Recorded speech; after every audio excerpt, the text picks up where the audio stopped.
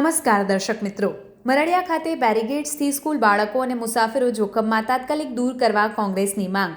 Modasa Shamlaji highway પર Mardiya station ખાતે મુકાયેલા police બેરીગેડ્સના કારણે ભારે ટ્રાફિક સમસ્યા સર્જાઈ છે અને જાહેર સલામતીને ગંભીર જોખમ ઊભું થયું છે.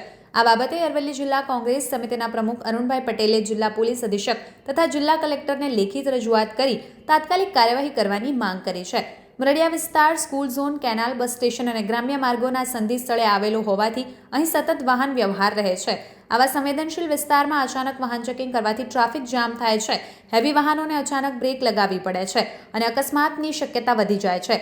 ખાસ કરીને સ્કૂલના બાળકો, વાલીઓ અને મુસાફરો માટે પરિસ્થિતિ અત્યંત જોખમી બની છે. ઉપરાંત બેરીગેડ્સ બસ સ્ટેશનની જગ્યાએ મૂકવામાં આવ્યા હોવાથી બસ સ્ટેશન સુધી પહોંચી શકતી નથી અને અંદાજે 200 મીટર દૂર ઊભી રહે છે, જેના કારણે મુસાફરોને ચાલીને જવું પડે છે અને ભારે મુશ્કેલી સહન કરવી પડે છે.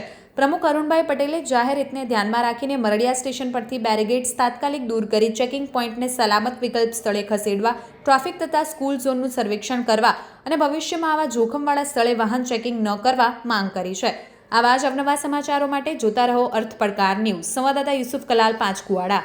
જોતા રહો અર્થ પડકાર ન્યૂઝ અને અમારી ચેનલને લાઇક, શેર અને સબસ્ક્રાઇબ કરવાનું ભૂલશો નહીં.